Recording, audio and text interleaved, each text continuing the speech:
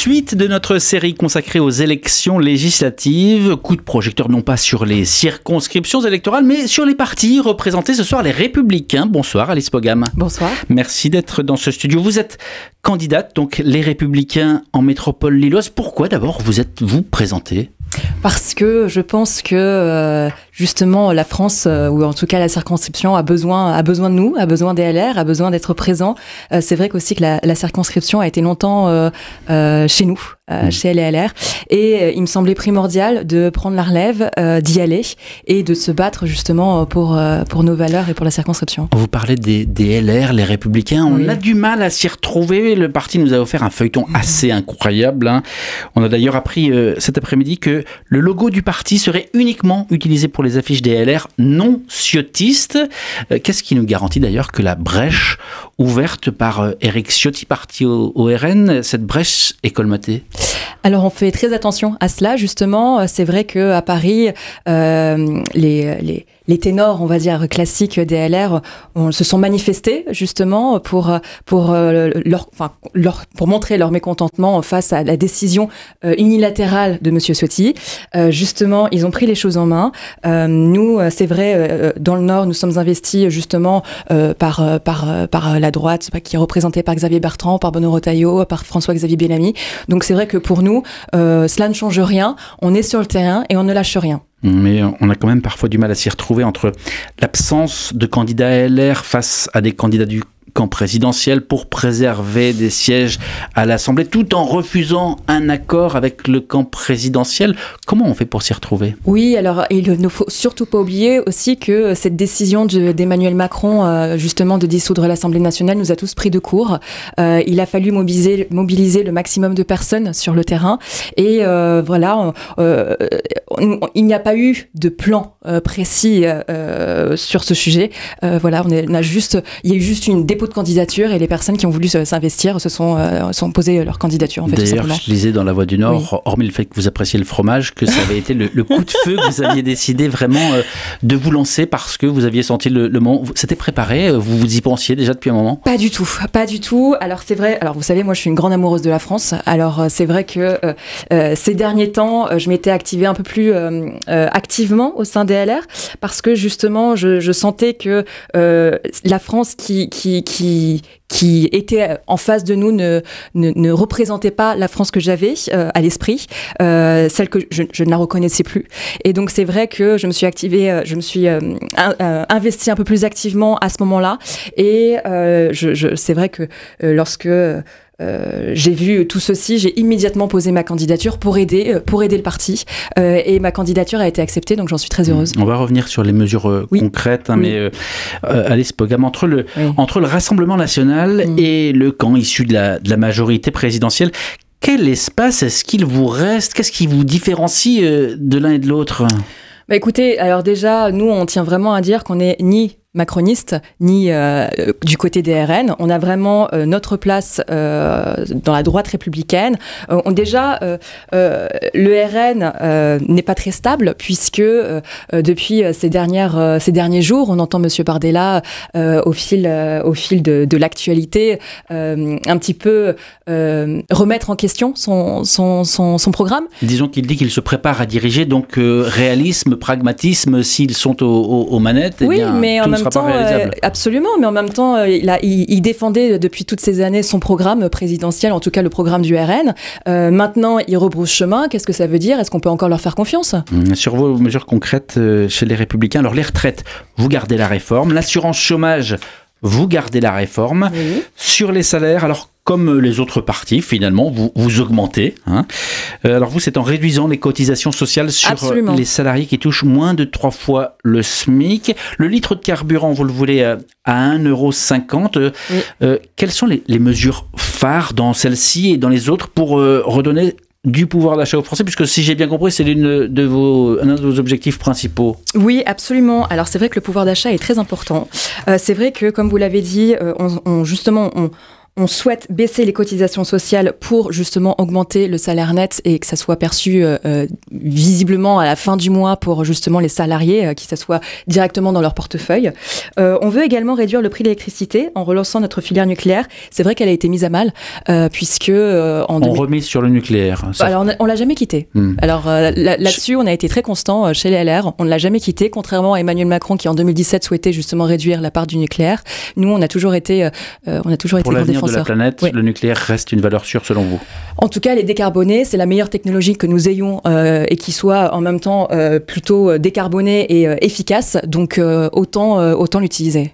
Sur la sécurité, oui. Vous souhaitez un tour de vis sécuritaire. D'accord, ce sont des mots, mais concrètement, qu'est-ce que vous proposez de faire? Alors, on souhaite rétablir les plaines planchers. C'est vrai que ça, c'est quelque chose qui nous semble important. Mais il n'y a plus de place dans les prisons? Ben justement, on va travailler là-dessus. Ne vous inquiétez pas, on va travailler là-dessus. La sécurité, c'est très important. S'il y a plus de place en prison, on va s'adapter, tout simplement. On veut aussi créer des courtes peines de prison immédiates applicables pour tout délit. La justice des mineurs aussi, qui sera revue de fond en comble, parce que c'est vrai qu'on voit quand même une augmentation des délits de mineurs, et donc du coup, c'est un vrai problème, et il faut qu'on s'en occupe. Plutôt que de miser sur l'éducation, on mise sur la répression? Les deux. Les deux. L'éducation va avec la répression. C'est-à-dire qu'à l'éducation, on apprend aussi à être civique. Et si on fait une erreur, on fait une bêtise et on commet des délits, alors on est puni. Voilà.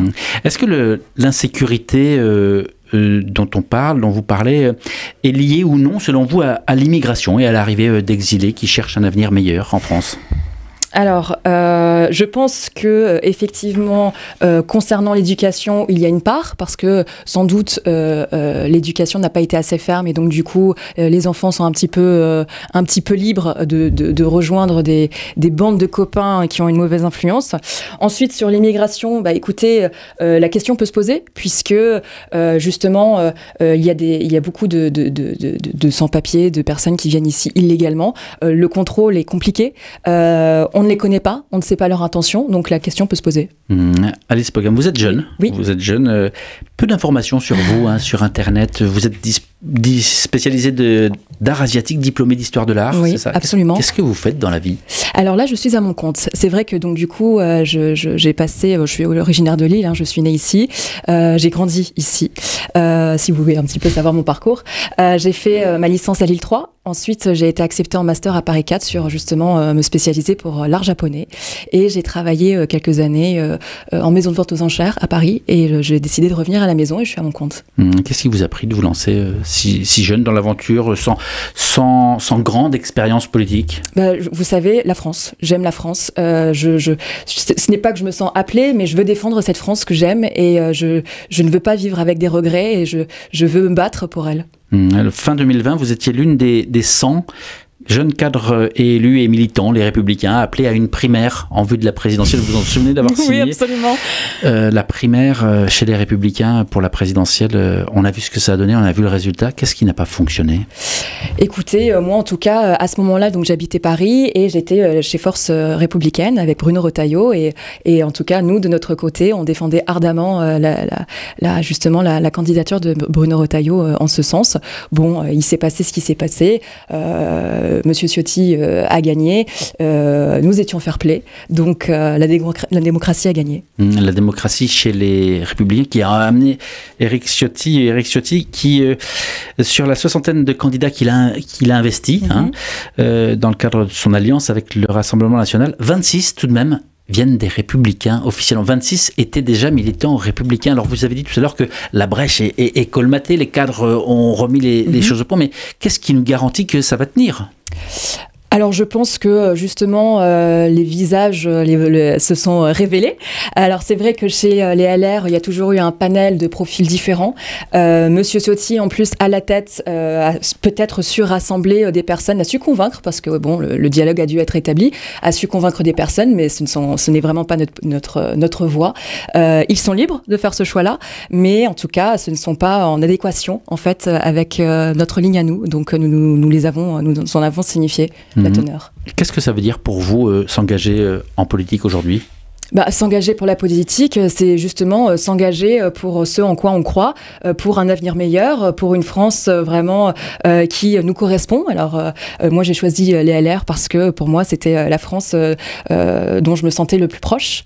Donc, pour toutes ces raisons, je me suis engagée. Et quelles sont les valeurs, justement, chez LR qui vous font sentir plus proche ? Alors, vous savez, j'ai grandi un petit peu, justement, depuis... je suis née en 93, donc j'ai 30 ans. C'est vrai que j'ai grandi un petit peu avec toute cette évolution française, tout ce qui s'est passé avec la crise, avec les attentats, etc.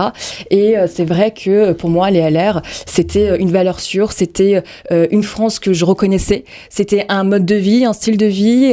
Voilà, c'était lorsqu'il parlait, ça me parlait. J'ai été attirée comme ça. Ça paraît des mots, des idées. On a aussi besoin de concret, d'engagement, de choses réalisées. Qu'est-ce qui vous fait rêver chez les Républicains ? Moi, j'ai envie d'une France où il fait bon vivre. Voilà, j'ai envie d'une France où je peux sortir en toute sécurité. Par exemple, là, malheureusement, j'habite à Lille. C'est vrai que parfois, dans certaines rues, il n'y a pas de lumière. Je me sens pas bien. J'avoue que j'ai un petit peu peur en rentrant chez moi. Les LR, moi, sur ce sujet, ont su me parler. Alors attention, parce que nous, on n'est pas les RN. On ne souhaite pas l'immigration zéro. On veut une immigration raisonnée. Et je pense que les LR ont justement ce bon équilibre, en fait, entre de bonne intelligence. En fait. Vous parlez de sécurité le soir ou la nuit. J'ai lu que vous militiez aussi pour, par exemple, la multiplication de caméras pour surveiller. Absolument, c'est vrai. Est-ce qu'il faut qu'on en arrive là ? Est-ce qu'il faut qu'on soit tous fliqués ? Est-ce qu'il faut qu'on soit tous surveillés ? Est-ce que Big Brother va s'insinuer dans nos vies à ce point-là ? Je comprends votre question parce que moi-même, je me suis interrogée sur le sujet. Je pense effectivement que les caméras sont une nécessité justement dans des villes où la sécurité est remise en question. Mais attention, on ne souhaite pas justement l'intelligence artificielle dans les caméras pour faire des reconnaissances faciales. Ça a une valeur dissuasive en tout premier lieu, justement pour dire attendez, faites attention, vous êtes regardés, parce que ça rassure aussi, parce que si on a un problème, moi en tant que femme à Lille, si j'ai un problème, je suis quand même plus rassurée de voir que c'est filmé si jamais un problème et que je veux porter plainte. Alice Pogam, vous avez donné votre âge tout à l'heure, vous avez dit vous avez 30 ans, vous faites partie de cette génération qui a connu l'éco-anxiété, qui peut-être est effrayée pour son avenir au vu de l'état de la planète. Qu'est-ce que vous proposez ? Qu'est-ce que les Républicains proposent justement pour tenter de corriger le tir, d'améliorer, de rendre plus vert nos réalités Alors vous savez, je pense que la France a déjà fait beaucoup d'efforts en la matière, puisque l'on est quand même l'un des pays les plus verts d'Europe. C'est vrai que pour l'énergie, tout ce qui est énergie, on a un parc éolien quand même maintenant assez solide. D'ailleurs, je rebondis là-dessus pour indiquer que chez les LR, on souhaite justement supprimer la taxe sur l'électricité pour financer l'éolien, parce qu'on considère qu'il y en a assez, justement du coup avec ce nucléaire. Pour l'écologie, nous on est aussi, moi je considère que ça fait partie de ça aussi de l'agriculture. C'est très important de les soutenir. Après, il y a aussi... alors, je suis un petit peu mitigée, par exemple, vous voyez, sur les voitures électriques. C'est vrai que ça fait partie du sujet de l'écologie. Je pense qu'on n'est pas prêt encore, parce que c'est vrai que en 2035, je crois... il faut se dépêcher. Le délai pour abandonner le thermique et se pencher sur l'électricité, je pense qu'on n'est pas du tout prêt, parce que tout simplement, le taux de réparabilité des batteries des voitures électriques est énorme.